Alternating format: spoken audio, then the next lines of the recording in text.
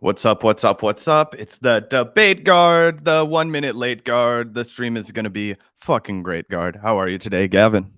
Not too well, actually. You know, it's been a bit of a stressful morning, and unfortunately, today's stream might have to get cut short. Just letting everyone know in advance. Been dealing with some car issues. I woke up this morning to a flat tire, so I guess I, rolled over a nail or some glass in the parking lot, down out there last night. So right now, I'm waiting for the tow truck to show up. I'm going to be having to keep my eye on my phone. The tow truck will be here like pretty much anytime from now, into an hour from now. So again, might have to cut the stream short today just because of my freaking flat tire and the tow truck and all that stuff. I tried to fix the tire myself. I fucking jacked off all the lug nuts. That sounded weird. I was just jacking off some lug nuts this morning. Anyway, I got them all off, and then the tire would not come off the car. Like, I'm pulling as hard as I can, won't come off the car. So it's apparently stuck on the car, and that's why I had to call the tow truck. So yeah, not doing great this morning. Yeah, it fucking sucks. We've had the worst luck. We live in the West Bottoms, guys. This is how we mean it when we say we live in like the industrial bottoms of town. I'm not fucking kidding you. I have bought 4 new tires this year. Fucking terrible. Like yeah, and I imagine it was crazy though, because I saw your car this morning when I left to get it coffee, and I don't remember seeing a flat tire on it. So but I don't fucking know. Who knows if it was just like a vengeful pedestrian or if you actually hit a nail. I was like, I saw your car this morning. Look, and then I guess it's fucked up, but that's terrible. And yeah, anyway, we're gonna try and get through the highlight reel of this show. React to Krystal and Kyle's debate first, probably. But yeah, kicking it off with a shout out to the patrons as always. Yeah, got to shout out the patron community. Thank you guys so much for the support. Really appreciate that. Here, let me pull it up. Yeah, here we go. We always do like to start and end all of our live streams with a big old shout out to the patron community. It's one of the perks we offer our patrons is having a spot on the shout out screen and also in the video and the credits of all of our videos. So yeah, huge shout out to the patron community. Really appreciate you guys. Makes the show possible. Wouldn't be able to do it without you. So yeah, hit up that link in the description if you're interested in joining the patron community. It's a great way to support the show if you enjoy our content, if you enjoy our perspective, et cetera, and want to help us out. It really does go a long way. So, thanks so much to the patrons. Yeah, absolutely. I guess without further ado, shout out to all of you lovely people, likes and subscribe buttons and all that jazz. But yeah, do you want to kickstart the show today with a little bit of debate review, a little bit of a react along to the live performance? Breaking Point's obviously announced that they were going to be doing a couple of shows across the country, none in Kansas City, much to Gavin and I's chagrin. Doing some kind of live shows across the country. And this is one of the clips that they've put out from, this was the Atlanta show, I believe, the first of them all. Lively discussion on student loan debt cancellation. Yeah, this was an interesting one, so I'm excited to react along the way. This got a little bit more heated, actually, than I was expecting it to.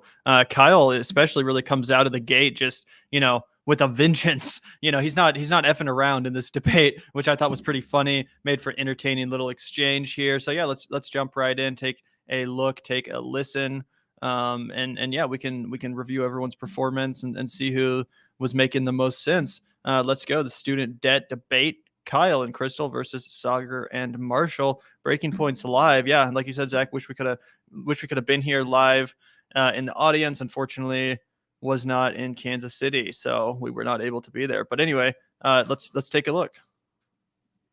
Time for the promised showdown, the big debate of the night. So legit, Saagar and I have gone around and around on student loan debt several times. You guys have probably watched it. As you all know, as the backdrop, Joe Biden decided under a lot of pressure and really very reluctantly to forgive $10,000 in debt for students who had borrowed, $10,000 up to $125,000 in income. Also $20,000 in debt relief for people who were recipients of Pell Grants. And also, and in some ways this is kind of the most significant, put a 5% income cap on what their payments can be. It had previously been 10%, it was cut in half to 5%. Yes, I agree with that. Applause. Yes, applause. So I am very much in support of this. Saagar's very much opposed to that. We have laid out our cases before. We'll jump in here in a moment, but I wanted to start by giving a chance to Kyle and Marshall to make their cases. Kyle is on my side. Marshall is on Saagar's side. Since I am talking in the microphone, I'm going to take my female privilege here and go ahead and toss it to my man Kyle over here to give the pros. You know, I'm actually surprised that both of you didn't support it. Let me just say that up front, because I do think, you know, you consider yourselves relatively populist, even though you might lean right. So do you think, will you admit that this position you guys are taking on this specific issue is not populist? Well, I'll let Marshall go ahead. I mean, okay, so Yes. I don't. Well, no, it's like yes, let's move on. Next point. We're all in the room here together. Like, I wouldn't say like I'm like a populist. Like that's okay. Like, not, like, fair enough. So the label's not correct. Yeah. Gotcha. So the label isn't correct. But B, I'm less interested in like debating this exact like debt forgiveness because like, look, after thinking about it, this was a once in a lifetime opportunity. This helped people, I think, within the constraints they had to do. So like this didn't help like a Harvard grad who like took on all this debt, but is like going to make partner next year. Yeah, like that seems like pretty okay. I think that the real frustration point for Saagar and I wasn't that like, oh man, like people like had their debt forgiven. It's that the way it was done and the total lack of conversation about fixing the underlying system just makes it worse. So from my perspective, no matter what, like the higher education system is so screwed up that there's going to have to be some grand bargain someday. And obviously that grand bargain is going to require people who got screwed over and misled to be forgiven. And I know that there are going to be some people who like went to college in like the 80s or the 90s and paid off their debt who are going to feel that's fair, but this is just going to happen no matter what. So the central beef that I think Saagar and I really share is to forgive the debt, but then not even have any baseline conversation of, wait, like if you just look at the graph, the debt's going to be right where it was in 5 years. Like that's the thing that's like crazy to me. And if you're just like this is where Saagar and I actually disagree. Like Saagar, you do your monologues, but like the woke diversity bureaucrats, like that's not why like college is so expensive. Go ahead. It's not. It's not. Yeah. That isn't like the fact that there's like a LGBTQ Latinx like plus like tri-gender center. Is not why the cost of college has exploded the past 30 years. Yes. The reason why the cost of college has exploded for 30 years is we've had a system that's been rewarded when it increases costs. So if we're going to have a conversation about debt forgiveness, we should forgive people. We should just start with saying we're going to fix this system. And part of fixing the system is helping people who got screwed over. But whatever we fix the system cannot just give an excuse to a person in an office right now at, let's say, like Oregon State University, like the state that I'm from, where you definitely know, like, you know what, like we could like work to lower costs, like we could make tough choices, or we could just guess that more often than not, the political pressure and the really genuine stories that you're telling are going to convince Congress or the president in 2032 to do the same thing all over again. So, and I just want to respond before Kyle does that, you know, Marshall does make some really good points there. I think it is true that, you know, this is just a Band-Aid on a massive wound.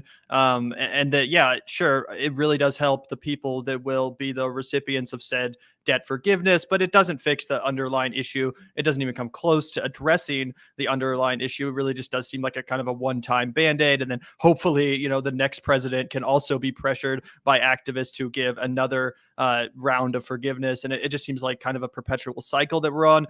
So that is true. You know, the underlying foundational system isn't really fixed. And this is just kind of a Band-Aid. I think most people would agree with that. But that being said, we can't let the perfect be the enemy of the good, right? Or the good be the enemy, whatever the phrase is, right? So it's not a perfect plan. It doesn't address every single underlying foundation systemic issue, sure. But that doesn't mean it's still not good in and of itself. You know, any debt relief is better than no debt relief. And you could say this about a lot of kinds of government relief. For example, the stimulus checks, when they went out, you could make the same argument. Like, well, you know, we're giving these checks and it's a good thing, but it doesn't fix the underlying issue of poverty and wealth inequality and all that stuff. So therefore we can't do it.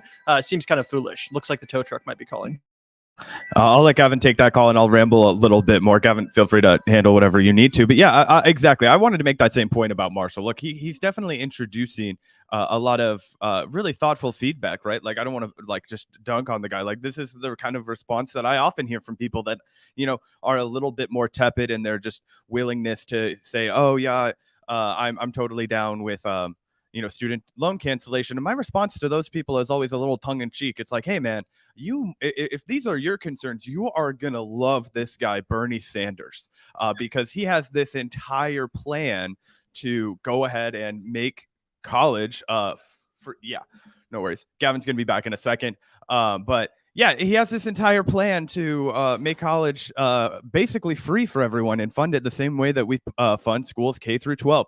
That is the entire plan to make this better. So I'm no simp for Joe Biden. Again, this is a half measure. And as Gavin said, I think in my case, it's obvious math. Let's not let the good be the enemy of the perfect, as Gavin was saying, right? So that would be my response. It's like, of course, any leftist, Kyle will tell you this exact same thing. Any leftist will tell you that, we want to make college free, we want to make college affordable, and we want it to be, really robustly well funded at the state level, and that's something that's also changed over time, right? And I thought that so anyway, I thought that was all worth saying. I'm actually going to quickly pivot to Gavin's laptop because I don't have any of the controls for this shit over on my side, and then we'll switch back when he gets back over here. So, uno momento for me.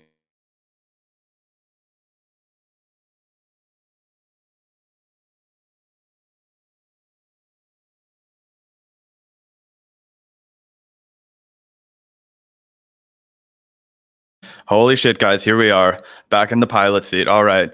I'm going to go ahead and keep playing this guy for you. We can react along. But here's the problem. The solution to everything you just said is to nationalize it. So it's not less government control. It's going even further than Biden went. Well, what do would mean you by support nationalizing it?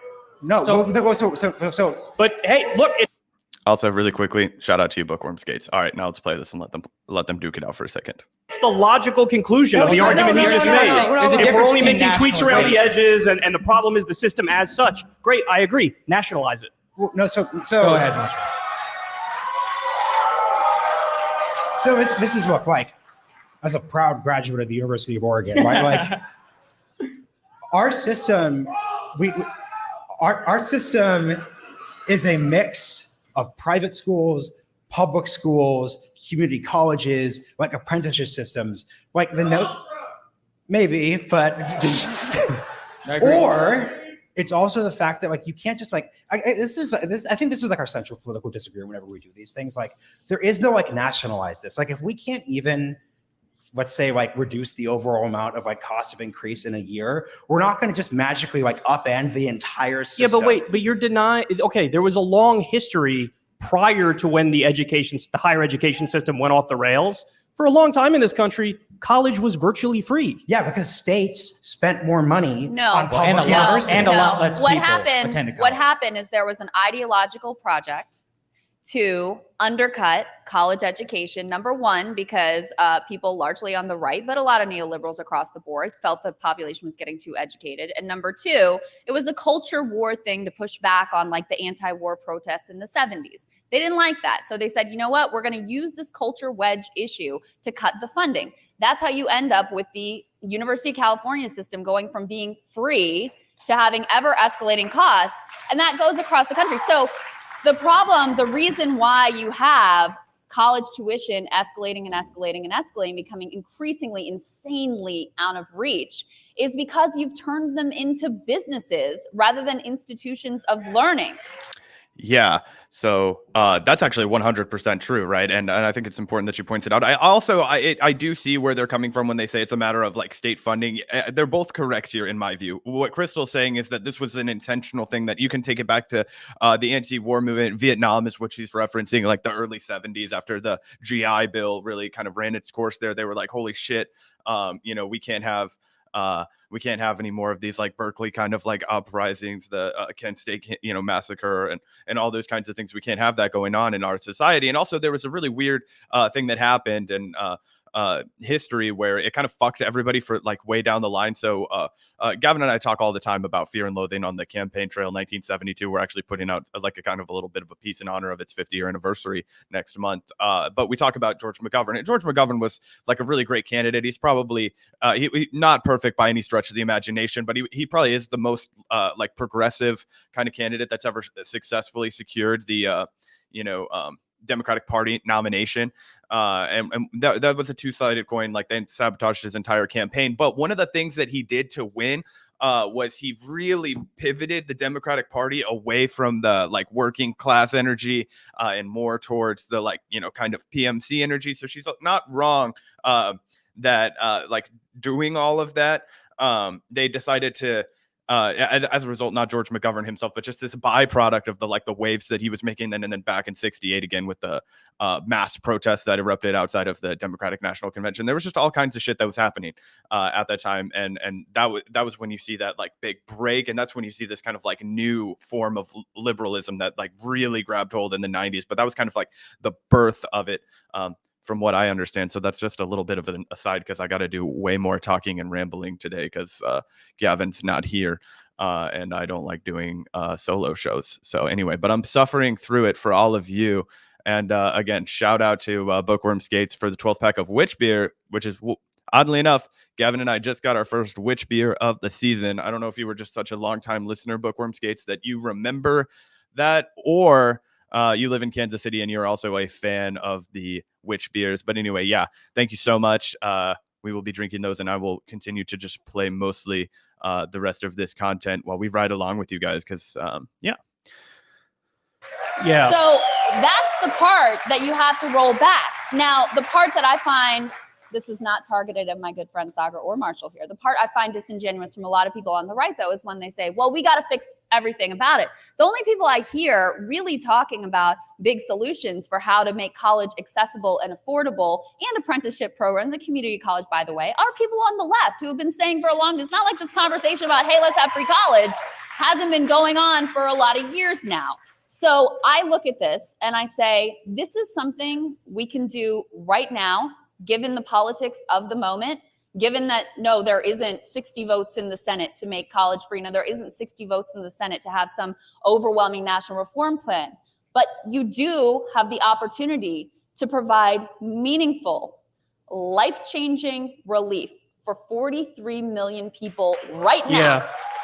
And am I really going to say, no, we got to wait and make sure we do it perfectly, and this isn't exactly how I want it done? No, I'm going to say, give those people some fucking help because they need it.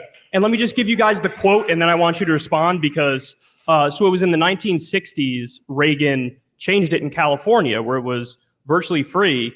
And he said that the university should start charging tuition to, quote, get rid of undesirables. Those who are there to carry signs and not to study might think twice to carry picket signs. So I think this is important, Kyle, which is that I don't think either of us are defending like Ronald Reagan's exact policy in 1968. And in a way, and it's funny, we're all frustrated with people who are not here on the stage, because I think we generally fare the assumption, like, look, for everybody out there who got their interest capped and got relieved, I'm genuinely happy for you. Like, I don't ever want to see any of you suffer or have a more difficult life.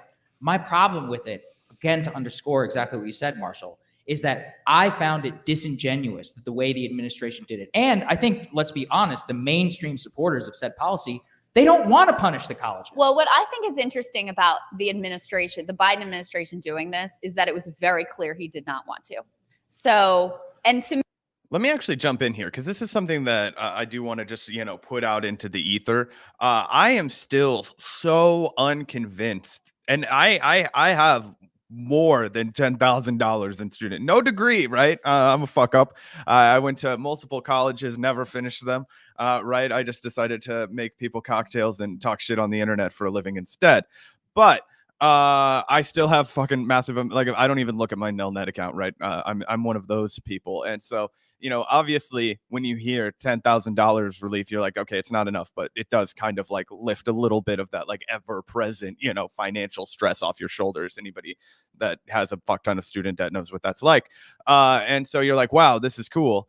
That would be really, really tight, but I just don't think it's actually going to happen. I'm not coming at this from like a oh, I want to see this not happen. I desperately would love to see like $10,000 be taken off of me and everybody else I know with student debt's nil net balance. Like, I know people who that would almost like entirely eliminate their student debt. Like I have some homies that went like 2 years at community college, 2 years at state school, and they have very little student debt. So that would really like open up their futures a lot. That would be tight. But what I fear is, because they keep harping on the fact that he was really dragging his feet, this wasn't something that he wanted to do. And there have been people who have been talking about this on the left. I think Brianna Joy Gray has done a great job covering how this could be a potential outcome, that this could go up to the courts and they could rule that the president doesn't have the authority to,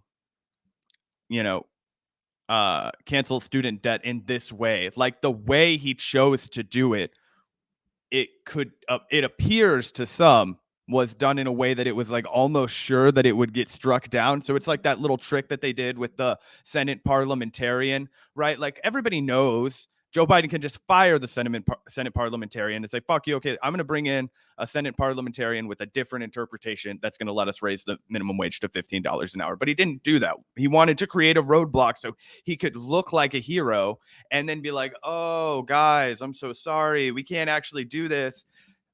Zoink's like, it's the Senate parliamentarian. Like, what do you want us to do? Like, I don't fucking know. I think that's exactly. I don't want to say that's exactly what they're gonna do. I have a big feeling in the pit of my stomach that that's what's gonna happen. And I don't know how in your fucking warped brain you think that you're going to win another presidential election after that, which adds on to the fact that I think that he might not run again. We played the whole 60 Minutes clip where, he's saying he hasn't actually, made up his mind, which is the exact opposite thing you would do if you were actually going to fucking run for president. You would be exuding nothing but confidence. That's why all of his like ball licking aides, whenever anybody would ask him or ask about like, 2024 potential, they would say shit like, oh, we have no reason to believe that the president wouldn't seek another term. And, they just set aside the fact that he's clearly in massive cognitive decline and the fact that he is clearly, ancient as fuck, right? Like the dude would be over 80 years old on the fucking campaign trail stumping around, and obviously they give him the basement treatment. I don't know, I'm kind of getting on a hill here, but let's keep playing this. All I'm saying is that I don't think that the guy is 100% sincere about getting the student debt canceled, and I think we should all keep that in the back of our minds so that nobody's blindsided if it goes up to like a really jaded Supreme Court and gets shot down. To me, that's actually a very hopeful story, because where does this idea start? It starts with Occupy Wall Street. That was the first mainstreaming of debt cancellation. Then it gets picked up by Jill Stein and made really mainstream by Bernie Sanders. He forces... I kind of totally agree with you, Hysteric Raider. Thank you for the $2. Obviously, Biden can't wait for the courts to strike it down. I don't know. It sounds like the worst idea ever, right? That's why I think they've punted on it. So it's not even going to like take place until like December or whatever. It's after midterms. I don't know. I just get all kinds of bad energy from this. It's something that we should all be stoked about. And I was for like 2 days because I had my, judgment clouded by a flood of dopamine. But anyway, thank you so much for the $2 super chat, Hysteric Raider. And let's continue to listen to the debate. He forces in the 2020 primary, because this has become such a central issue and because it's so popular with young voters in particular, but really across the board, all of those candidates, including Joe Biden, have to take a stand on it. This was not something he wanted to do, but since he said it really, really clearly in the Democratic primary and in the general election, when he gets into office, he's like, well, shit, I guess I have to do it.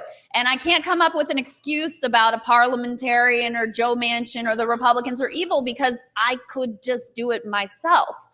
So the fact that you actually had activists and a movement that pushes him to do something he doesn't want to do, that to me is actually very hopeful, because I mean, he drug his feet. Is that the word? Dragged. I like either one. Okay. I like drug. Yeah. He delayed as long as he delayed as long as he possibly could, until he saw like, holy shit, I have like a 3% approval rating with young voters. I gotta do something. Mm-hmm. And that's when they moved. To me, that's a positive story about a very rare instance where the public pressure actually meant something to a politician against their will. So just a quick thing to, because I want to respond to Kyle's quote. Like, anyway, screw Ronald Reagan. Like, I don't Yeah, really. yeah. I mean, that's how Yeah, but I. it's just, But That's like. That sounds Right, bad. the point is that's the ideological roots of the current system. Yeah, that's but the point. that's Well, the, no, that's no, the no, point. no, Is that's no. the reason you said it's not the diversity, the woke, whatever. This is the reason why you have the escalating costs. Well, no, because like. Because it's the stripping of the public funding, and it's the fact that then they have to go out to the marketplace and recruit students rather than relying on the public funding for their Go ahead, source of Kyle. revenue. Go ahead, Marshall. Yeah, we look very similar. I get it. You know, so here's my thing. I guess like the central beef here with basically everyone's position here. I think I want to speak to like something about the show real quick. Like, we're kind of like politically homeless. I think a lot of people are politically homeless. So like, I just want to take. You should see the left. Yeah, I just kind of want to say like, I don't. Neither Saagar nor I want to be like, oh, like we're speaking for the right here. Right. Like neither of us, like I frankly like identify as like being on the right. So I want to like just get the chance to one person at a time, like illustrate that. But on a broader level, like that is a part of it. Like a part of it is UC Berkeley not being free anymore. But guess what? A lot of it too is the fact that private universities, which always cost money in this country, they said, hey, wait a second, like if it's GW where we met, GW is a famous school because in the 1990s, they figured out, wait, if we charge more money, that makes our school, which used to be a commuter school, like Harry Reid went to GW when he was like a Capitol Hill policeman going part-time. That's the school what GW used to be. GW figures out in the 1990s, if you charge more money, if you offer more amenities, that increases your prestige because people who say can't get into Georgetown or can't get into Harvard, they'll say, oh, look, this school GW is also prestigious too. So when the federal government does what it does, which says like we will cover the loan at any amount. If it's 50 a year, we'll pay the loan. If it's 60 a year, if it's 80 a year, they will pay that amount. Yes. That plays a much larger role in the current situation we have now than Ronald Reagan making like kind of super racist 1960s. I mean, it's the stripping of This public one- funding, though. So just the Well, that starts in the 1960s, Krystal. the The boom happens in the mid-2000s, and that's exactly when this government loan problem exactly kicked in with this phenomenon. And that is when you saw the explosion of tuition from 1,400%. Predominantly, the spike happens in the last 20 years. That is a story of the student loan problem. Guys, if And I want to jump in here and talk about that because I do think that there's some there that we can unpack, right? I want to take the time to make sure that I'm giving the weight to Saagar and Marshal's argument here. Like obviously it's not really up for discussion whether or not the lack of funding increase the cost of these universities. That absolutely is true. Krystal is 100% correct about that. But I think they're also, Saagar and Marshal are touching on something else that's also pretty true. And that was the influx in the way that the government was able to regulate or actually, stop the regulation of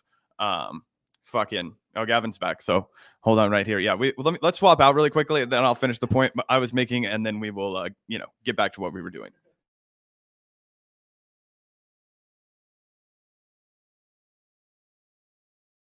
What's up, everyone? Oh, here we go. Yeah, sorry about that, guys. Had to deal with the tow truck. Like I mentioned at the top of the stream, been dealing with some car issues. So luckily that's all out of my hair for now, at least. And yeah, shout out to you, Zach. Thanks for holding it down while I was gone. 3 cheers for Zach. Let's get a round of applause.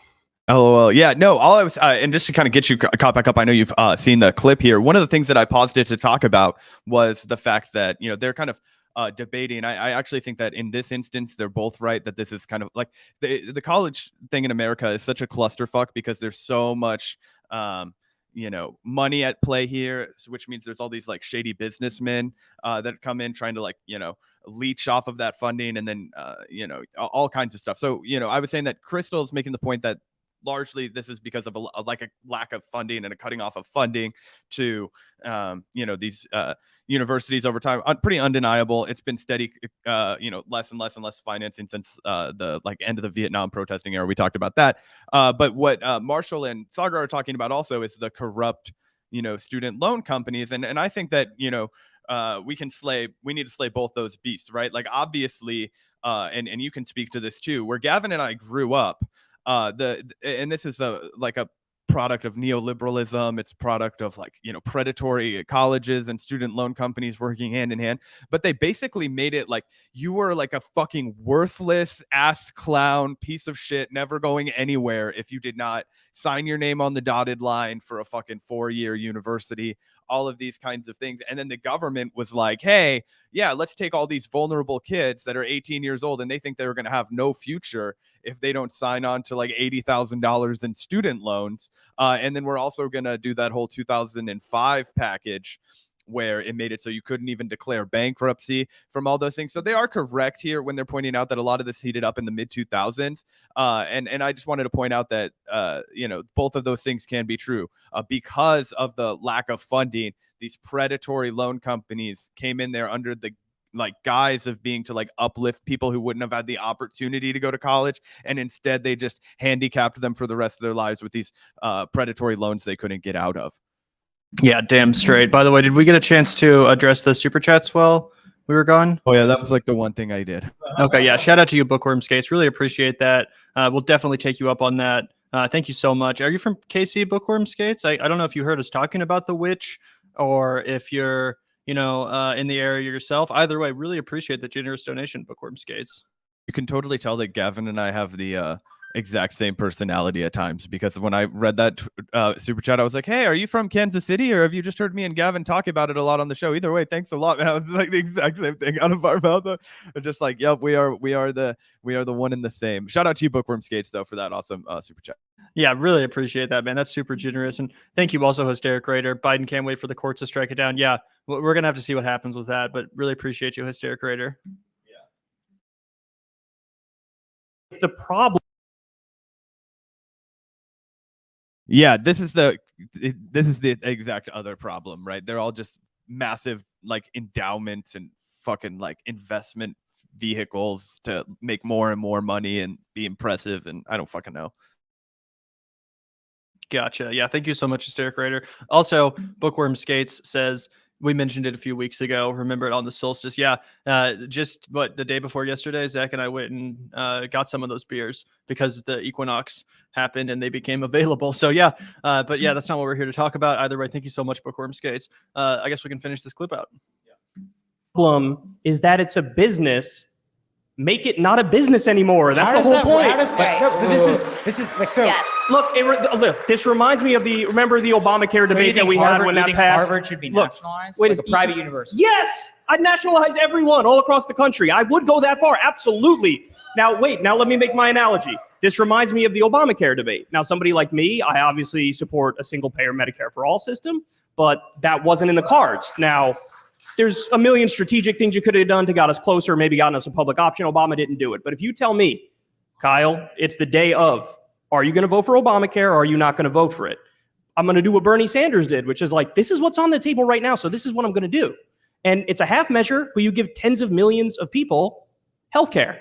So that's a win. Now, I think that's exactly analogous to this debate. What do I want to see? I want to see all the student loan debt eliminated. And I want rolling student loan debt elimination. So Biden, with the swipe of a pen, effectively gives us free college. This exactly underscores the problem. Because when you have rolling student debt elimination, you're just going to continue to bail out the corrupt college system. But then, because tuition is not getting capped, you can step which the Democratic Party is just simply not going to do anything about. It's a main constituency. The government can step in and regulate the prices. That's the point. In the same way that we say, but Cal, this is the point. The government is regulating the prices right now by saying we will cover the maximum amount of loan, like literally the way the system works right now. Yeah, so let's it's a corrupt scheme. That's why.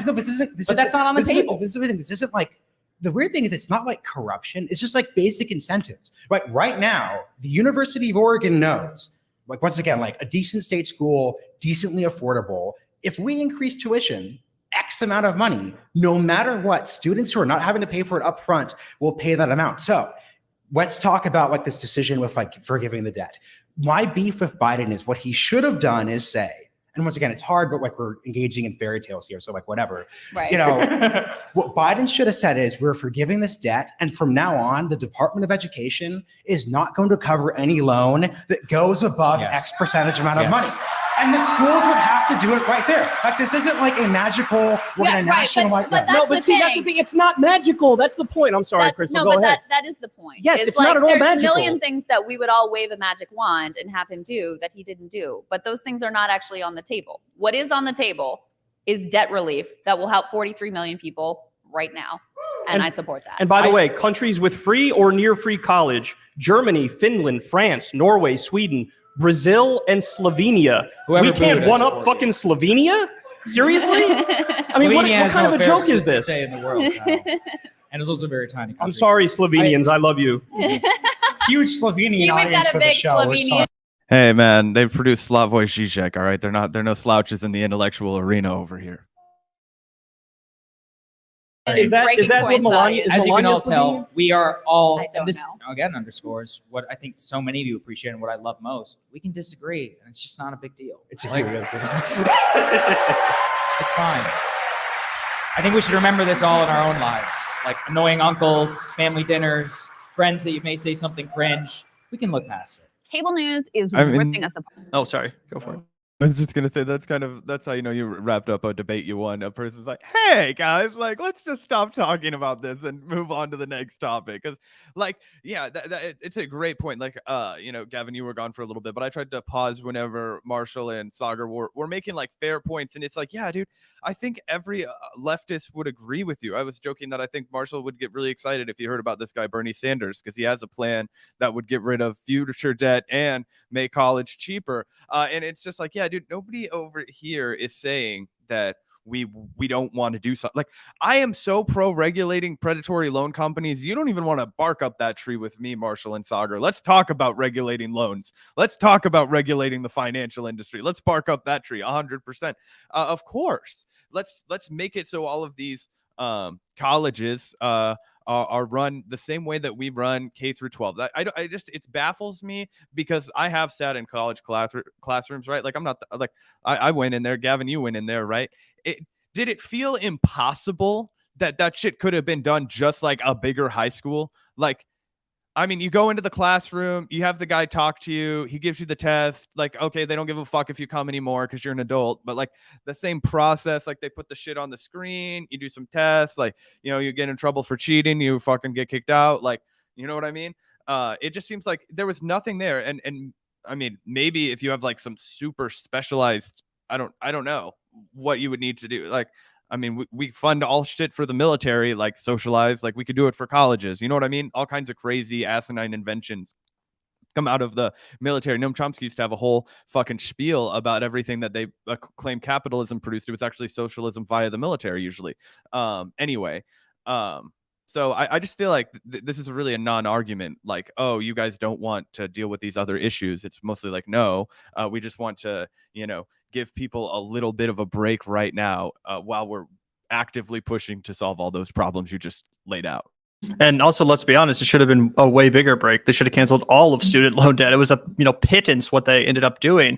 But yeah, I think what it goes back to is kind of what I was saying at the beginning of the show, which is like, I agree, we need to fix the underlying foundational systems 100%. But does that just mean the government can't do anything ever unless they're doing literally everything? Like, can we not just give debt relief if we don't fix everything? Like, I'm in favor of fixing everything, but if we're not going to fix everything, if we're not going to totally fix the underlying systemic and foundational issues, I'm still in favor of the debt relief. Like, for example, when Obama, bailed out GM, remember that? He didn't fix the underlying issue necessarily. I was still in favor of that bailout. That was still a good thing. Same with the stimulus checks, as I mentioned earlier. Did freaking Trump, when he sent out those stimulus checks, did he fix the underlying issue of like poverty and wealth inequality and wage slavery? No, he didn't. That doesn't mean I was against the stimulus checks, even though it was admittedly a band-aid on a massive wound. Still a good thing overall, right? So again, I think it kind of comes down to not letting the perfect be the enemy of the good. And well, yes, you can accept that this is absolutely a half measure and that it doesn't fix anything on a foundational level. It's still overall a net benefit. Oh, 100%. So yeah, I think I think it's pretty clear. Obviously, everybody knows we already supported student debt cancellation, but I think it's pretty tough to argue against giving a little bit of a break to people who are being crushed by this. And like, that's why they're having to take the tone that they are. They're like, hey, whoa, like, far be it from me to be like, let's help the little guy a little bit. It's like, yeah, because you have to you kind of look like an asshole if you say you don't want like regular working class people to have a little bit of debt relief. It's like, yeah, dude, we are all being crushed on all sides by shit that you have just described as predatory. Like,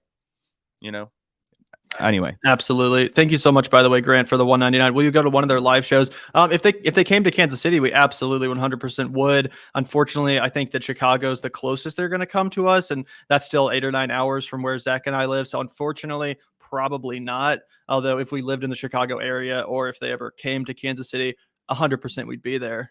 Oh yeah, I wouldn't rule it out going to, if they do this often for like years to come, like, maybe we'd go out there to see, because I'm sure it's a great show and I'm sure everybody would have a great time, and I would like to, see it live, the heated debate go down, right? And see if Gavin and I can get a press pass and sit up front and be like, hey man, this is for fucking official business. No, I'm kidding, obviously. But yeah, so a shout out to you, Grant. Appreciate the $1.99 super chat. Yeah. Also, I really enjoyed watching Kyle's little behind the scenes documentary about the live show in Atlanta. That was he does a good job editing those together, getting all kinds of angles and footage. So check out that if you haven't already. Also, thank you, Ryan, for the $10. Really appreciate that, Ryan. One issue of college cost is results of shortage of needed professions. Who would want to be a social worker where the degree is more than the salary? It's happening now with the shortage of teachers. That's a great point, Ryan. Yeah, that's 100% true. Yeah, and it's super fucked up because they keep doing crazy shit in states where they don't have enough teachers, where they'll just say anybody can fucking be a teacher. And then you're not like, anybody who has common sense will tell you that it's actually hard as fuck being a teacher. Gavin, your parents or your mom's a teacher, at least. Like, I mean, it's a lot of work, and you have to be dedicated if you're going to be like actually molding somebody's mind and not just wasting their time. We've all had teachers, and I imagine that for no fault of their own, overworked, underpaid, under all kinds of, they just don't really give a shit anymore. And it's like, yeah, it's hard to argue with them, but I think we could all agree as a society that's not the kind of teachers we're trying to produce, right? We want people who this is their passion, it's their calling. They want to, uplift students. They want to challenge them and mold their little young minds and all of that kind of stuff. It's absolutely not happening though. And for right wingers who are always constantly like concerned about how the United States is falling behind and we're not going to be the greatest country in the world anymore. Like, yeah, where do you fucking think that we have to begin that odyssey? It's like starts with the education. So it just needs to be K through college. Like we need to shift our thinking in this country because it's been so badly beaten and fucking warped over the last like 50, 60 years into thinking that this is somehow normal.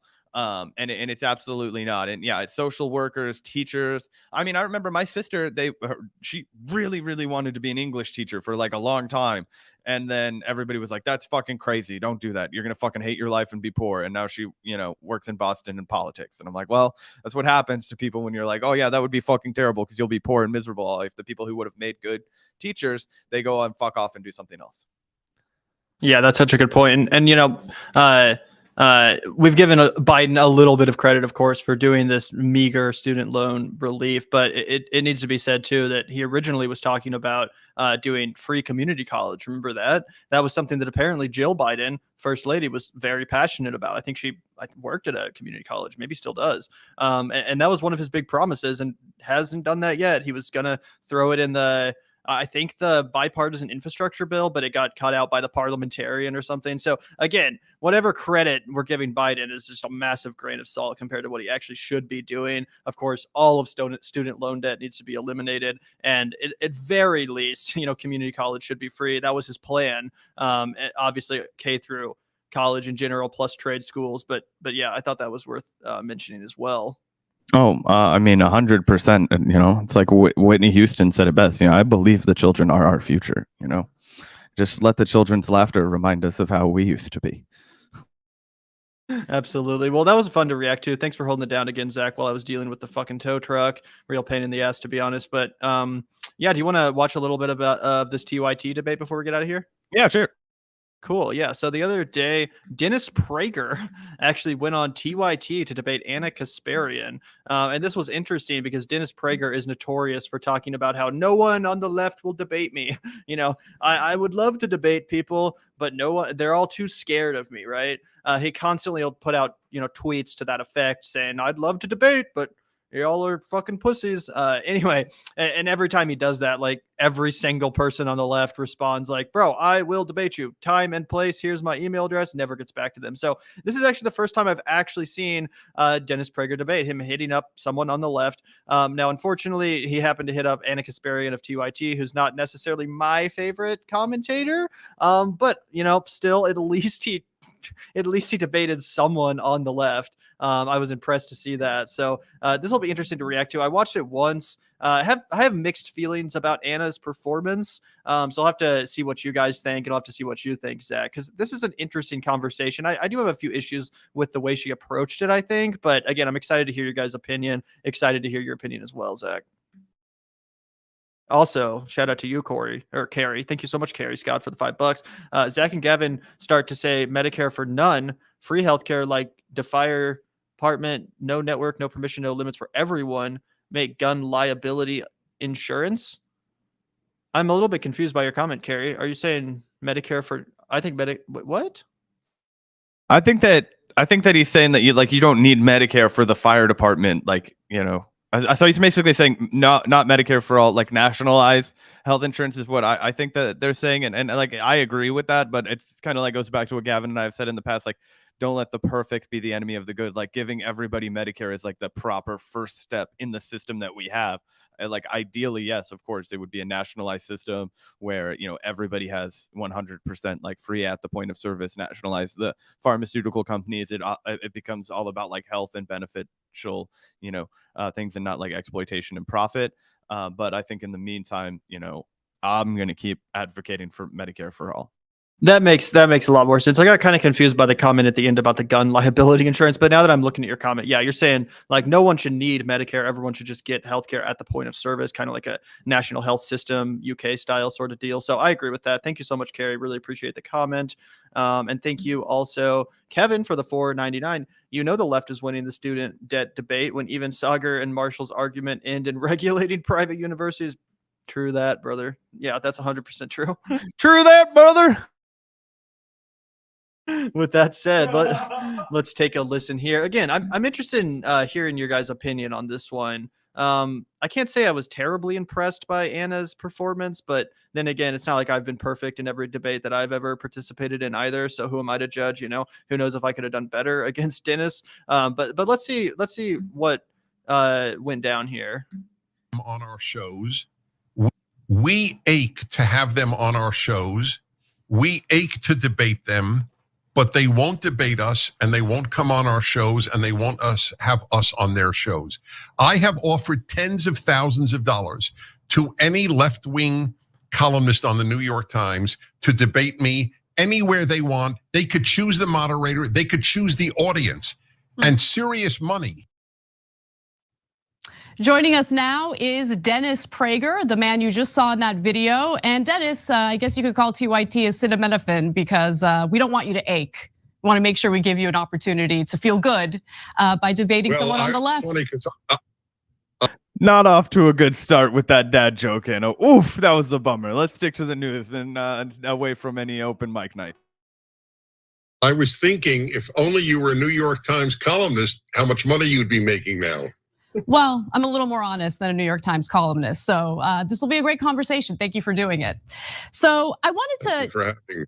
My pleasure. So I wanted to just kind of start off. Also, I don't think I've ever seen a truly left-wing like opinion editorial in the fucking New York Times. Their columnists are like total hack, centrist garbage. I don't know very many people working at the New York Times that I would consider to be true leftists. But I get what he's saying. Liberals, whatever.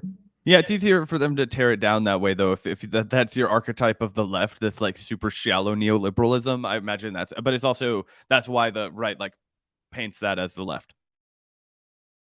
With I guess, disagreeing with the notion that the left is afraid to have these kinds of discussions or debates. In fact, you had tweeted that video that we started this conversation with, and there were a lot of responses from prominent individuals on the left. I want to give you a few examples, starting with Vosh, who's a big Twitch streamer. He's got a big YouTube channel as well. He says, "You couldn't be more wrong. I love spirited debate in the free marketplace of ideas." He even provided his email and would love to have that conversation with you. My good friend Ben Burgess also responded. He's a great guy. He says, "Hi, Dennis. I'd be delighted to chat with you either on my show, or you could host it through PragerU, or I'm sure Modern Day Debate or some other neutral platform would be happy to host it." And on multiple occasions, I noticed that Sam Cedar would also love to debate you. So he responded in that tweet as well, saying available, and adding, Tim Pool knows what lengths he would go to not even be on the same stage as me, right, Tim? So there's some drama with Tim Pool, but just wanted to let you know, you don't have to ache anymore. There are lots of people on the left who want to debate you. Oh, I have no doubt that there are a lot of people on the left. The issue that I raised was people at the New York Times and people like you, for example. You pleasantly surprised me by doing this, to be perfectly honest. And by the way, I think proof of my theory is a piece that I read on some left-wing or progressive site just today about how angry many of your viewers are that you're having me on. Whereas I will tell you, I would get no such feedback from the right if I had a left-wing person on my show. They would be thrilled. So I still. And just to push back on that, I looked at all the comments. I looked at reactions on Twitter. I didn't see anyone on the left saying, "Oh, you can't platform Dennis Prager." Every single reaction that I saw, and again, that's just what I saw. Maybe there were some out there that I didn't see, but every single reaction I saw to this announcement was, "Oh, thank God, he's actually going to finally debate someone on the left. That's great. That's awesome. I hope you destroy him." I didn't see anyone, saying anything else. I saw one person that was a blue check mark, and I bet you Cenk was so stoked that finally one of them came out of the woodwork and did it, because he immediately quote tweeted them, and that was like, because they were like, "Why are you platforming this like racist bigot?" And they had a blue check mark, and Cenk was like, "You're just so accustomed to softball mainstream media. Why don't you, if you think we don't hold his feet to the fire, then you can comment afterwards. But this is the Young Turks and blah blah blah." Like, just desperate to be like, "We're not fucking coming to fucking get him," So that was to Denny's credit. That's the one I saw. But also, dude, just this guy looks like a fucking like big toe. I don't know what to tell you. He looks like a big toe, and like the thumb, or like the toenail clippers, they got all fucked up, and now you lost a big chunk of it, and that's just moved away. You know exactly what I'm talking about. It's like you stubbed your foot, and you're like, "Oh my god, now I have a wound on my foot, on your big toe." Yeah. That's hilarious. Yeah, he kind of looks like a Sith Lord or something to me too. You know what I'm saying? But anyway, or a principal. That's fair. I can see that too. But yeah, let's keep going here. This gets kind of spicy.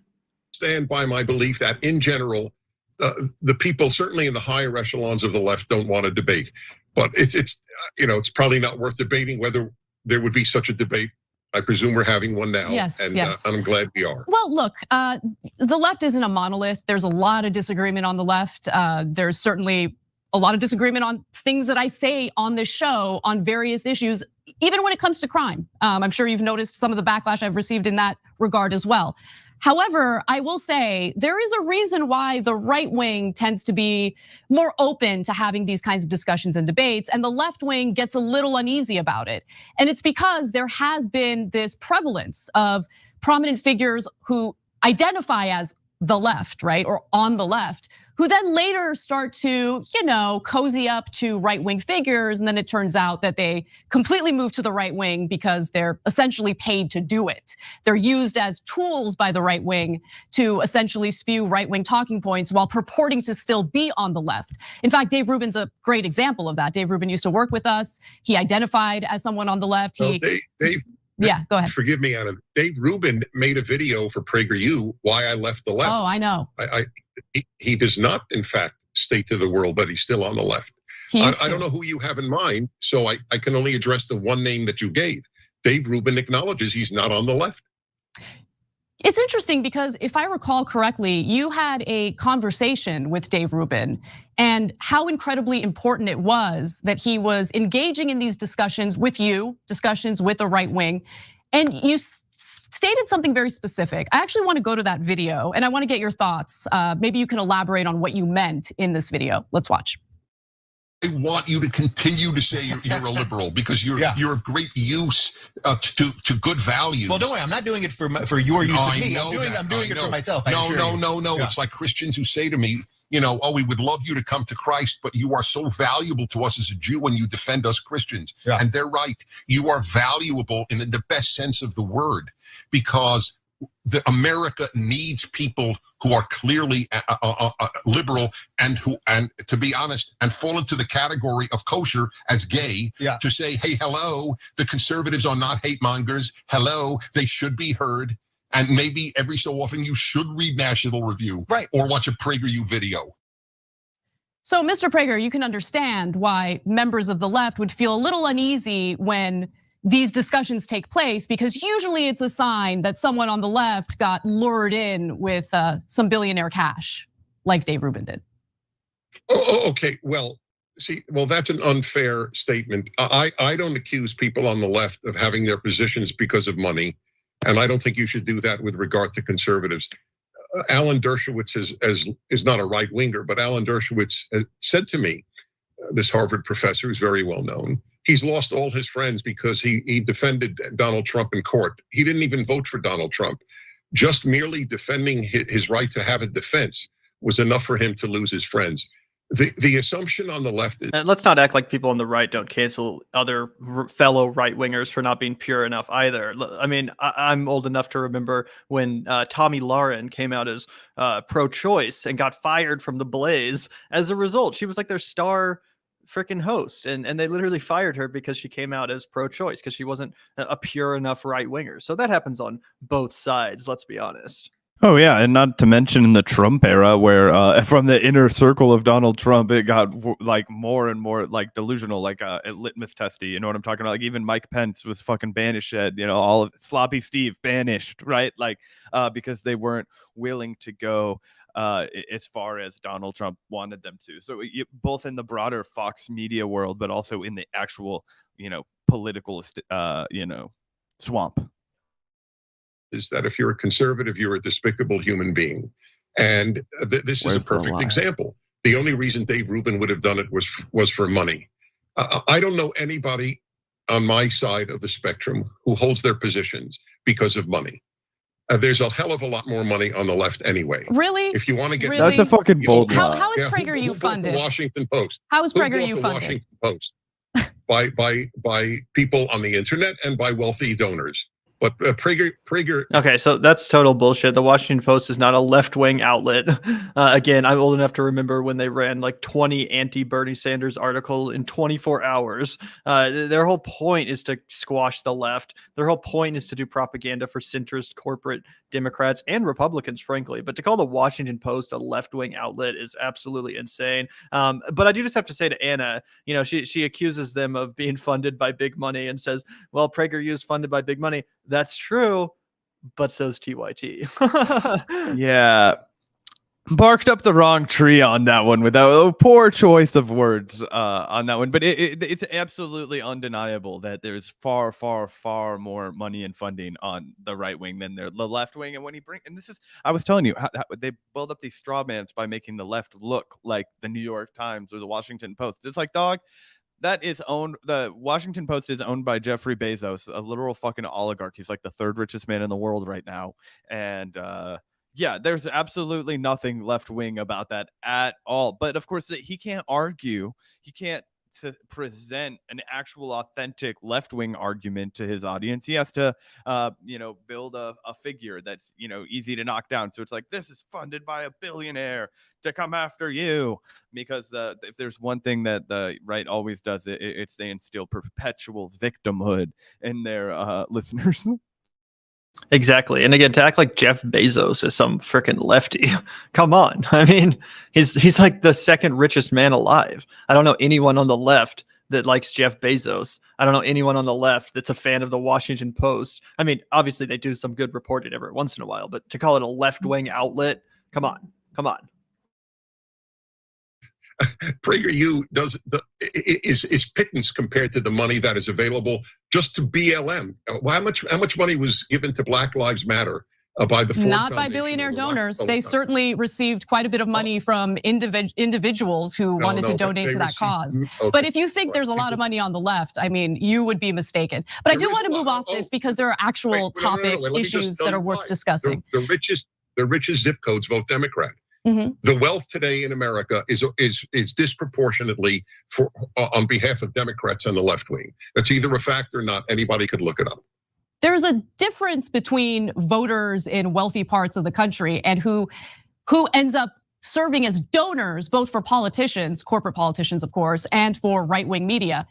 If you think left-wing media has major billionaire donors, again, you'd sadly be mistaken. But the information regarding Prager— Again, that is kind of ironic because TYT did literally take money from billionaire Jeffrey Katzenberg. So like, yeah, kind of sucks that happened, but Spider-Man meme. For you, which by the way, you're listed as an organization that's tax exempt, correct? And you're not supposed to be talking about political issues, but last time I checked, PragerU talks about a lot of political issues. Well, then you haven't checked in a long time. For example, we never did a single video on Donald Trump, and that's not exactly political. We just did we put out a video a week. So we have 500 videos out about, and we just put out one on Millard Fillmore. If you consider that political, riveting. Most people never heard of it. We're doing every single president. Many of our videos, probably at least half, are purely educational. So to tell you about every president, for example, Democrat or Republican, by some noted historian, it's a caricature of PragerU. For you to say that we are largely political. PragerU describes itself as conservative. Like it's a conservative take, which by the nature of it being conservative is political. Yeah. But listen, it is what it is. I do want to move on to other issues because there are actual political issues that you're here to discuss. You can't make a point and then not be responsive. Okay, Forgive me. Yeah. Also, before Mr. Prager responds, like that's just a blatant fucking lie to say that PragerU is not political. Let's just look at their fucking YouTube channel. I mean, this is funny. Don't Worry, Darling is a new movie that's out that apparently is pretty bad, but now I actually kind of want to see it more because their headline is "Don't Worry, Darling is a feminist fever dream." I mean, look at all this stuff. It's all that's bad. Right? Yeah. Who cares? But yeah, I mean. All this stuff. They're talking about the Martha Vineyard, Ron DeSantis thing. They're talking about it is clearly political. Like they're talking about the Constitution. They're talking about all these political issues. Like I don't know why he would claim that it's not political. They're talking about Israel. They're talking about like all kinds of political stuff and political adjacent stuff. I just don't know. Like just because you're not saying, hey, everyone watching this video, go vote for Donald Trump. To say that PragerU doesn't make political content is just a fucking lie. 100%. I mean, that would be like saying we don't make political content. Oh, we're out here making entertainment. It's like, yeah, it's political entertainment. You fucking you just have to own what it is. Yes, you can be conservative, for example, socially, and not specifically politically. Generally means vote Republican. We don't tell people to vote anyway in any direction. But yes, we do believe that America is the finest country ever founded. If that makes us political, we're political. So I want to move on to other statements you've made, other issues. You know, you do focus on culture war related issues, your distaste, hatred for secularism. I want to start off without putting words in your mouth, to show a video of something you said just yesterday on the Dennis Prager show that I thought was fascinating. So let's take a look at that and we'll discuss. The computer sticker phenomenon is crazy. It was actually one of the biggest shocks. What does that mean? What does that mean? On your computer right here, people, instead of just having a blank back, I see. They would send messages. Yes, it would either be. And what was the common message? I heart women, or just the female sign, you know, the circle and the arrow. I heart women on a woman's computer? Yes. All of this is proof to me that women need men. These women are manless. They may have hookups, but they're manless. And they might have been fatherless too. Ending with my generation, I would say, and ending with the baby boomers, but certainly through then, a young woman thought a lot about, do I have a boyfriend? What will my wedding be like? What will I wear? Who will be there? Who will the guy be? That I believe is healthy and normal for a young woman. It's a good thing. That has been knocked out by the feminist left. And if you think about it, you're a weak female. So fascinating statements there. You seem to believe that women who love themselves, who love women, who feel that's also so fucking dumb. Like so just so not true. Like, for example, lots of people on the left are, super into having a family, getting married. Like that's something that transcends political orientation. Like, I know people on the left that are in the process of getting married and they're super excited about it. They can't wait to, finally have found their Prince Charming and start a family and all this shit. Like, in no way is that at all antithetical to being on the left. So stupid. Yeah, and on top of that, it's like I think it just shows that like it's a very antiquated worldview. Like, how many people on the left, are in like long-term romantic relationship? I mean, it's very ridiculous. And also, I mean, I think the whole like NPR mom stereotype exists for a reason. Like, even, maybe they're not the most caravan of like radical leftists, but if you're just talking about like Washington Post, New York Times listening people, that's like, the other half of America. Like, of course, like it's crazy to think that, I don't know. There's this like obsession on the right wing of this idea that like, nobody's getting married enough and like nobody's like having enough children. And I remember Elon Musk got really into that not that long ago. And I was it was like his most bird brain tweet I've ever seen. It was like low birth rates are a bigger threat to society than climate change. And it's just like, bro, there have never been more people on the planet than there are right now. Why don't you shut the fuck up? There's about like 3.5 times as many as there were like 100 years ago. Like, we're gonna be just fine. We have a different problem. Confident about being women tend to be manless and lonely. Do you genuinely think that?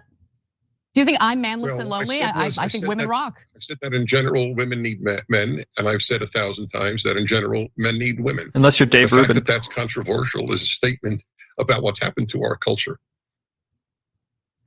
But you got triggered by a story about women who have laptop stickers that just say positive things about women. Your mind immediately went to, they might have daddy issues and they're lonely, they need men.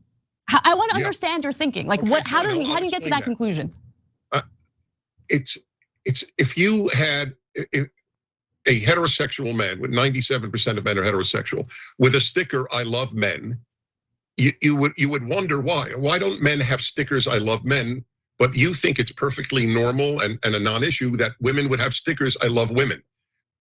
What is the point of saying that? It is worthy of a question. Also, let's be honest, the stickers probably didn't say I love women. They probably were like just a general like female empowerment kind of sticker, like I'm a feminist, or like, the women's symbol with the little circle and the cross or whatever. Like, that's not the same thing as just having a sticker that says I love women. You know what I mean? It's just such a dumb reduction. I know. I could also, I mean, I don't know. There's like a whole thing like women positivity, and I don't know, like, oh, I heart women, like putting it on my laptop, like women are strong, like women are base. I don't fucking know. Like, yeah, people can put whatever the fuck they want on their laptop. This is what's crazy to me.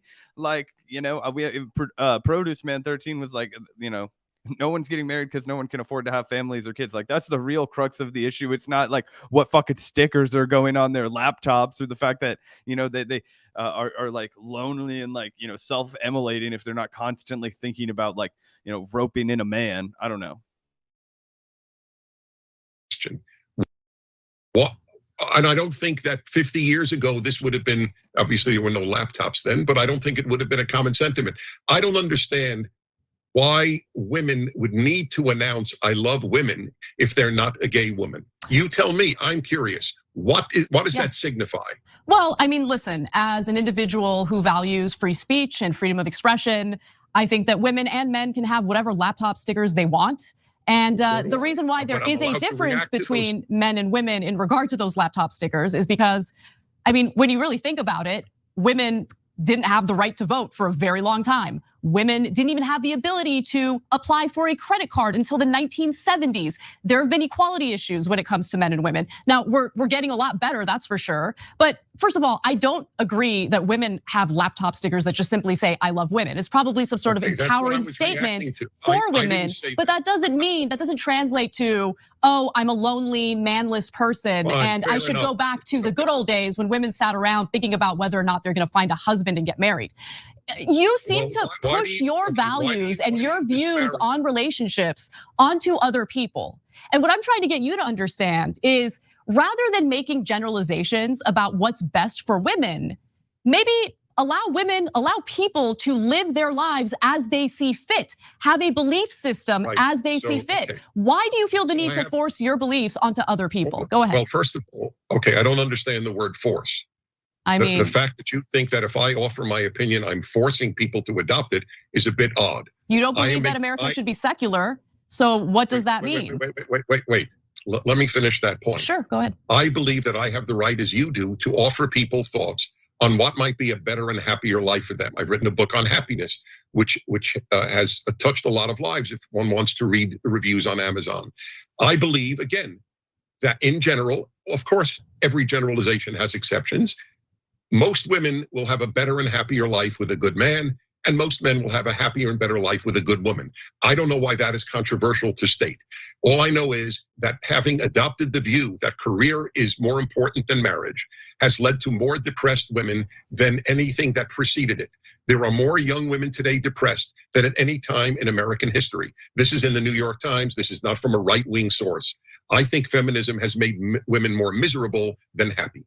So I'm going to address that in just a second, but I want to address what you said prior to that very quickly. So listen, I don't also, feminism is just a movement for women's rights. Capitalism is what has made women more depressed and people more depressed in general. And yeah, I agree. More people should have the ability to just stay at home and be a homemaker, whether or not you're a woman or a man. You know, if you're in a relationship with someone and you have a child together, I absolutely think we should be able to live in a system where one of the parents, again, whether it's the husband or the wife, should be able to stay home and take care of the kids if that's what they so desire. But feminists simply fought for women to have the ability to join the workforce at all, to have the ability to have a career in the same way that a man would at all. And obviously that's a good thing. Again, capitalism is a bad thing, but should women be able to participate in it the same way as men if they want to? Obviously, that's ridiculous to say otherwise.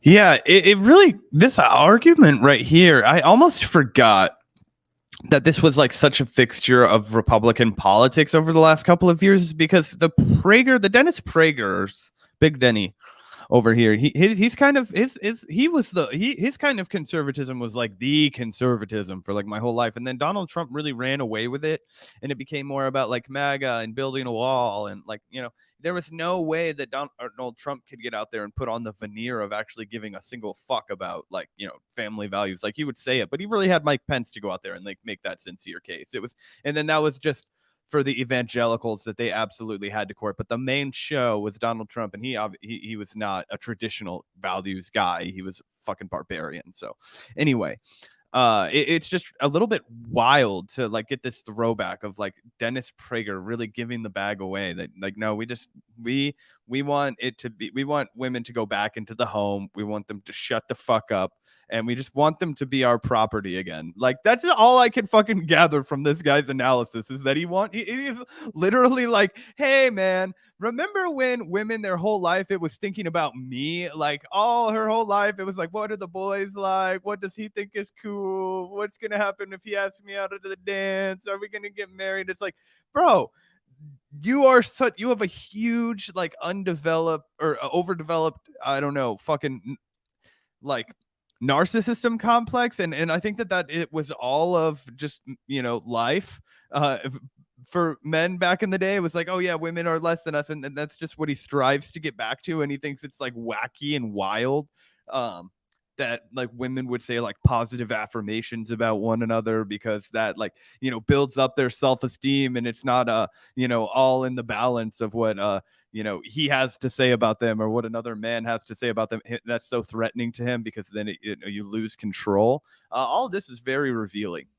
Yeah. Plus, let's not act like back in the day. Like people like this love to romanticize the past. Do you think women were like living an amazing life back in the day when they didn't have all the rights and they were super oppressed and they were fucking self-medicating with all kinds of crazy shit from the drugstore and being diagnosed with hysteria because they, were acting out and their man couldn't deal with it? Like there were tons of issues with the family unit back in the day too. It's not like it was just this perfect fucking, fantasy land where everyone was happy and fulfilled. Like no. Women had major issues then as well. No one was, living a perfect fantasy life back then. And again, I agree. Obviously, there's a grain of salt to what he's talking about. There is a grain of salt to what he's talking about without.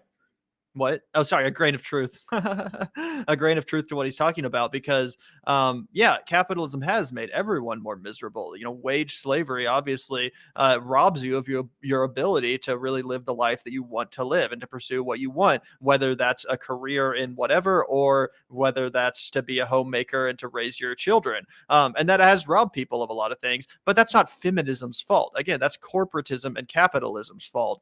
Feminism was just the fighting for women to have the same rights as men do.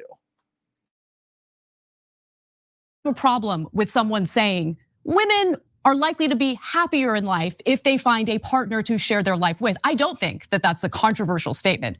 What is controversial is you seeming to imply that feeling confident or supportive toward women and being happy, single or in a relationship, that it's mutually exclusive. Like you can't be supportive of women and have a happy life. Like the weird connection that you tried to make there makes no sense. What was the final thing that you said? I was speaking about the depression among women in today's time. That's a great point. And you know what? That's right. There's actually increasing rates of depression and anxiety among men and women. I think that's important to point out. And you are concluding that it's because of, I guess, the breakdown of the traditional family, is that people who remain single. I think that the belief that many young women have that they if they find a man, that's a great thing, but the thing that will really bring them joy in life is career has misled massive numbers of women into a less happy life.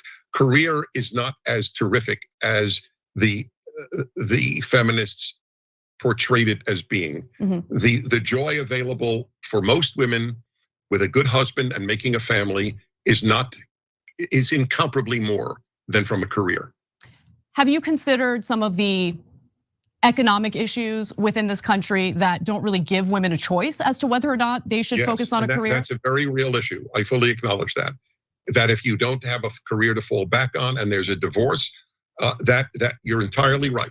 That is not the same thing as saying career is going to give you. Also, I mean, again, there's a grain of truth to what he's saying, but there's a lot of examples that come to mind that kind of prove the exact opposite. Like I was reading the TMZ report the other day about Tom Brady and his wife and the marital struggles they're going through. Did you hear at all about that, Zach?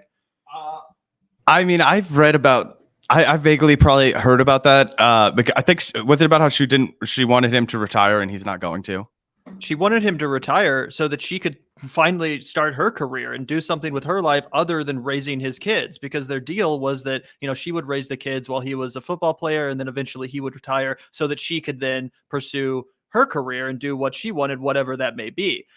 So yeah, I'm sure she did get a lot of, satisfaction, fulfillment and all that stuff out of raising her kids and being a homemaker and all that stuff. But at the end of the day, she is still left unfulfilled now because she feels like she can't pursue what she actually wants to, AKA her career. So, I mean, to say it's one or the other is just ridiculous. And yeah, I think a lot of people get a lot of fulfillment out of being a homemaker, raising the kids and all that good stuff. But that doesn't mean it ends there. A lot of people still have a lot of potential that's pent up inside of them, and they want to express themselves in whatever, field they feel that they could best excel in. So, I just think it's so reductionist to say, well, careers equal dissatisfaction versus the only satisfaction you're going to find is in raising kids. Like, no, it's a little bit of both.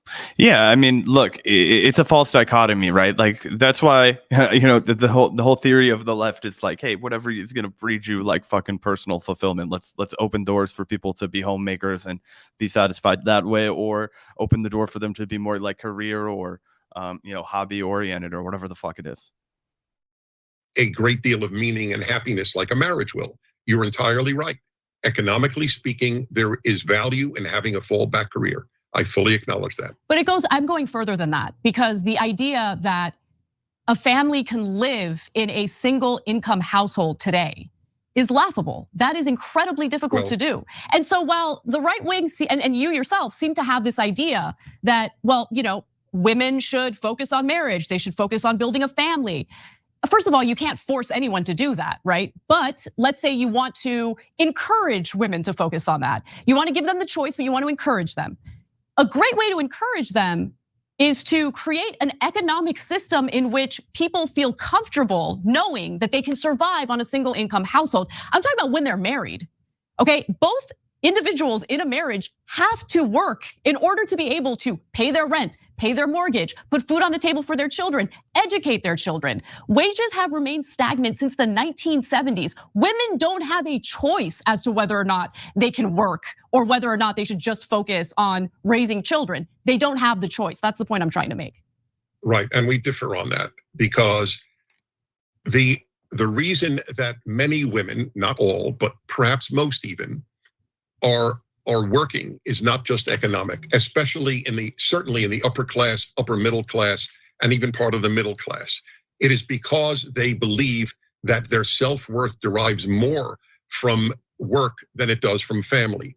If a girl got up in a high school or college class, let's say a professor or a teacher said, so women, I mean, to the extent that they can now say that, because you can't say boys and girls in many elementary schools, because we're told by your side that sex is not binary. But let's say they say, we'd like the women in this. By the way, thank you so much, Dan Campbell, for the $20. Really appreciate that, man. Just started watching. No idea what this is about. You're better off, Dan. Just exit. Just exit now. Save yourself. Anyway, still waiting for the day when a man and woman who are both talented and passionate about parenthood can do so without the pressures of wage labor. 100%. That's exactly what we've been saying. You should have the option. If you want to be a parent full time, you should absolutely have that ability. But if you would rather pursue a career and having kids isn't really your thing, that should also be a possibility. And I don't think those things are mutually exclusive at all, which is frustrating because that's kind of the dichotomy he's setting up, which is really a false one. Yeah, absolutely. And it's a false dichotomy that massively would benefit him and other men, right? It's like he wants it to be that the fucking men go out and do whatever the fuck they want, and then they come home and there's a hot dinner on the table, little zippity doo-dah, and then it's the fucking lights out. You know what I'm saying? That's what he fucking is. That's his like fucking envision of like what the world is supposed to be, and it's massively self-serving and also just very limited in scope. Absolutely. Thank you so much, Dan, though. We really appreciate that generous super chat. This is almost done, so we're going to finish this up and get the hell out of here. But yeah, let's see what else Dennis has in him. Class, please stand up and tell us what your vision for your life is. If a girl got up in a college class and said, to be honest, my greatest hope in life is for a good marriage and to make a family, she would be regarded as almost a freak. Would she? I mean, what is that based on? Yes, what evidence do you have to back that up? I live in the real world. So do I. Okay. And you believe that if a girl got up and said that, she would be regarded with the same respect as the girl who said, I'd like to be a physicist. I believe that most normal people are too busy thinking about how they need to survive and are less concerned about the aspirations of individuals in their classroom. And so if you have data backing up that women who want to be homemakers are persecuted in this country, I'd love to see that data. And I wouldn't agree with that persecution. Persecuted. You seem to imply that they're being victimized by wanting to be homemakers, and I just don't buy it. Okay, fine. So good. This is a classic example of what I say on my radio show. I prefer clarity to agreement. You think that a girl who got also, again, just total bullshit. I know plenty of people throughout my life that have said, my biggest dream is to be a mother. My whole life I've wanted kids, and I want a lot of kids, and I want to raise them, and I want that to be my life. I know many people who have expressed that, and never once have I seen judgment cast their way. In fact, usually it's nothing but support. Say, oh, that's awesome. That's so cool. You seem like you're so good with kids. That would be awesome for you. I've never heard anyone judged for having that opinion or that like path in life staked out for them. No, maybe some jokes about how you need to marry rich in this economy if that's what you want to fucking do, right? Like that. I mean, actually, what the fuck is the word for it? I can't remember exactly. And this is probably like a fucked up thing that only happens in Kansas, but I remember there was this whole phenomenon when people were graduating and they were just kind of like going to college, but they were like sort of just like kind of looking for a husband there.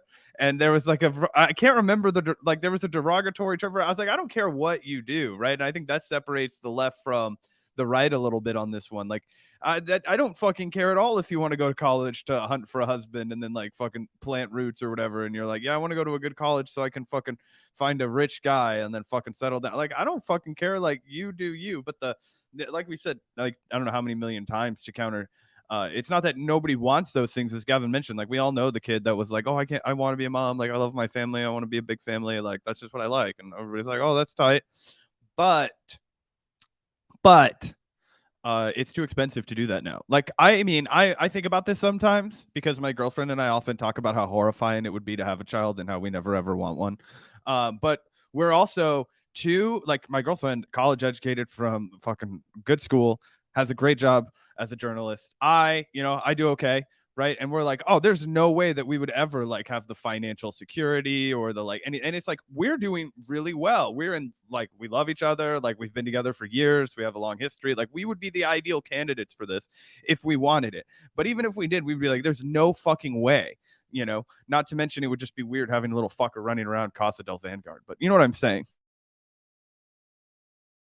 Got up in a college class and said, my most fervent dream is to have a happy marriage and a family, will be regarded with the same respect as a girl who said, I would like to be a physician or a physicist. We differ.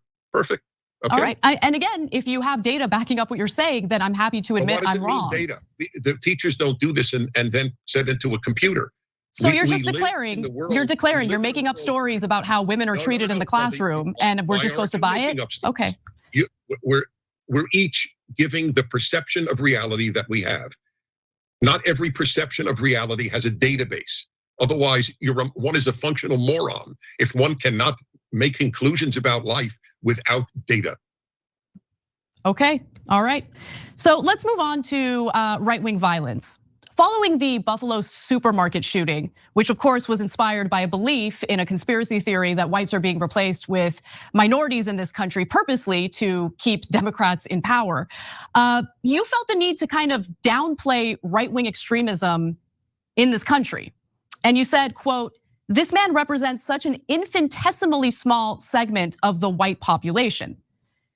Now, while that statement might be literally true, I don't think that the white population in America mostly consists of domestic terrorists. So I agree with you on that. It seems like you kind of want to brush aside the very real problem we're having in this country with political violence, politically motivated violence. And I want to give you a few other examples. For instance, the Southern Poverty Law Center did a poll and found that 7 out of 10 Republican voters believe in that white replacement conspiracy theory. Are you concerned about that at all? Right now, we have had, I believe, 2 million illegal immigrants, and the Democratic president of the United States has opened our border. There was attempt to close the border to illegal immigration. So I will ask you, and I mean this is not even as a challenge, I'm curious, why do you think people on the left want millions of people to come in legally or illegally?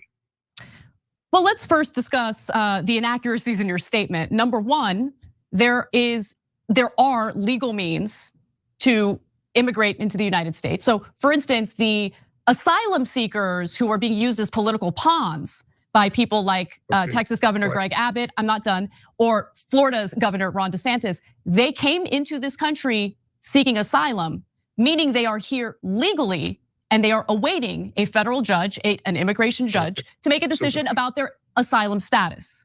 Okay, so the idea that the border is open and people are just pouring in illegally is inaccurate. Yes, no, it is accurate. This is where I would go for the fucking perfect example. God, Denny, if you ever wanted a bigger fireworks show than this, you come on the Vanguard for a second, because I'll give you the real one too. I'll tell you this one: let in every single illegal immigrant. I want to open up the fucking border and the floodgates, and we're all gonna come to your house, Dennis. I'm gonna lead the fucking caravan right to where you live and work. We're gonna fucking film a Prager video of your fucking nightmares, guy. That's what we're gonna fucking do. Of where we differ, and there's no reconciling. Either you're right or I'm right. Either millions are coming in illegally, but whom you are calling legal because they're all seeking asylum. Do I hear you correctly? We have This a is a new system in place definition for of asylum illegal. seekers. So It's are really- you so saying that we everybody- should do away with that system? And if you are saying that, then it would require members of Congress to pass legislation that reforms our immigration system. But I mean, I think you'll agree with the statement. Members of Congress have no interest in passing any legislation or engaging in any immigration reform. We have companies and businesses that are exploiting undocumented immigrants for cheap labor, and they have no recourse. That exists. But they love the theater. Members of Congress love the theater. For the record, I spit on corporations. They are woke and they are abusive of labor at the same time. So you're not going to get any defense from me or any conservative. Comrade Prager. Wow. Wait. Let him finish this one sentence and then pause it again, because I got to react. Of labor at the same time. So you're not going to get any defense from me or any conservative of big corporations. I can't stand them. I would love to see one fucking example of the all those conservatives getting together to regulate on behalf of the worker. When has it happened? I guarantee you, if they had to fucking scratch their fucking heads until they figured it out, they would tell you it was George Bush when he raised the minimum wage last. That's probably what they would go with. But I'm just, it's so laughable. It's so laughable that there's ever been a conservative movement to benefit the fucking worker. No. It's all about the culture war. It's all about the woke and the staying broke. That's what conservatism is all about. Yep, and for the record, I also hate woke capitalism. You think I like seeing fucking giant corporations that exploit labor, appropriating symbols of liberation movements? You think I like to see BLM on Amazon.com and shit? No, that shit's gross as fuck. But guess what, motherfucker? That's a result of capitalism, not leftism. They put BLM on Amazon and they put the rainbow flag at the Nike shoes or whatever because they know it'll appeal to more people that will buy their shit. That's capitalism 101, motherfucker. That has nothing to do with leftism. So I guess Dennis Prager is an anti-capitalist based on what we just heard. I didn't know that shit. Pretty shocking, huh? Based Denny. You also, still can't comment. That's still not invited to the lefty barbecue. Yeah, exactly. Thank you so much, Dan. Once again, by the way, really appreciate it, Dan. Conclusions without data, fair enough. Sometimes we make generalizations without first recording the evidence. Sometimes they are valid, but they have no place in a debate. And yeah, I totally agree with that. Like, if you're going to make a statement like he did about, if a woman wanted to be a mother, then she would be scorned by her fellow women. If you're going to make a statement like that, you do have to provide some evidence. Again, you can have your anecdotal experiences or whatever, but that's a pretty far-fetched, statement to make without a shred of evidence to back you up. Yeah, I mean, my sister is like, I said, like my sister's like the most ardent feminist I fucking know. I'm pretty sure she wants to have kids and she's a lesbian. Like, I mean, like this is just this idea that there's like the fucking feminist like hates the mom. Like that it's ridiculous. Obviously that's anecdotal too, not backing that up with data. But I'm just like, this is completely absurd. The fact that Disney will not even allow people at their amusement parks to say boys and girls anymore gives you an idea of how sick they have become in the wokeness of this non-binary evil. And that I do believe is evil. To tell little children you don't know if you're a boy or a girl until you decide. Do you think that's healthy? I think it's unhealthy to spend the amount of time you spend in judging decisions that parents make about their own children. I think it's none of your business. I don't think it's anyone's business. And schools are not doing anything close to what the right wing is describing. I mean, it is amazing because you talk about Alan Dershowitz, who had written a column in the New York Times about how it should be okay to have sex with underage girls, okay? You don't call him a groomer, but you'll call our educators who have done nothing wrong, just want to create an environment that's welcoming to all students. You'll call them groomers, you'll defame them as some sort of sexual predators, and it's unacceptable. Just being clear about that. I never call them groomers. You have the wrong guy. But a teacher that has the kids in kindergarten attend a drag queen story hour to see a guy in a dress dancing erotically in front of them, those teachers are what we would have called 10 years ago sick. They are depriving. I love how the right wing like genuinely thinks that that's the experience of your average like fucking second grader. Like, oh, today we're taking a field trip to the drag show where you're gonna watch transsexuals dance erotically. Like, I swear to God, that's actually what Republicans think is going on. Like in your average elementary school, like it's just a normal part of life now. Well, I mean, what, Zach? Oh, I mean, K through 12 for me and Gavin, it was held at the Rocky Horror House. So I don't know. Dr. Frankenfurter did some interesting performance.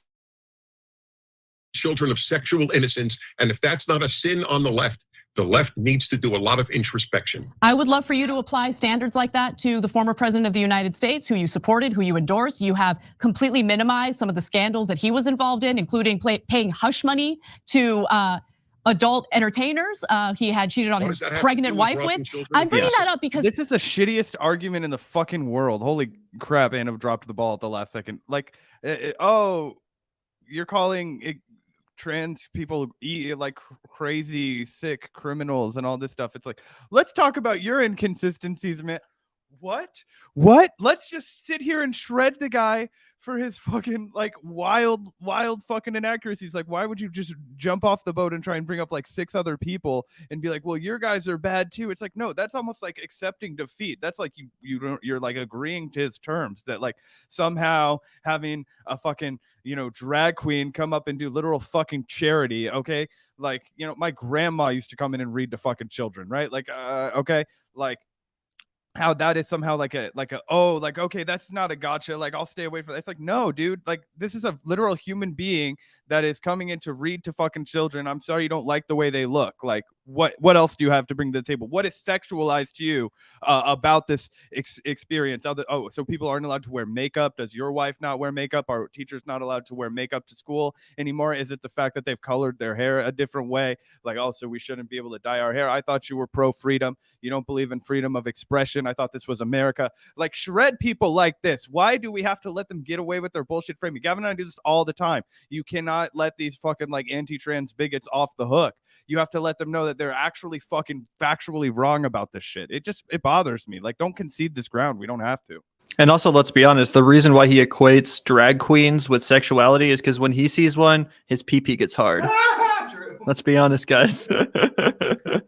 You have this weird standard when it comes to our educators, but no standards when it comes to a person who leads the country, who children look to as a role model. But anyway, we only have a few more minutes left. No. If you throw out a point, you have to allow me to respond. Okay, go ahead. We're running out of time. We have a hard out, so go ahead. When I was a child, my father didn't say to me, I want you to look to Lyndon Johnson as a role model. This notion that the president's private life, John F. Kennedy had orgies at the White House.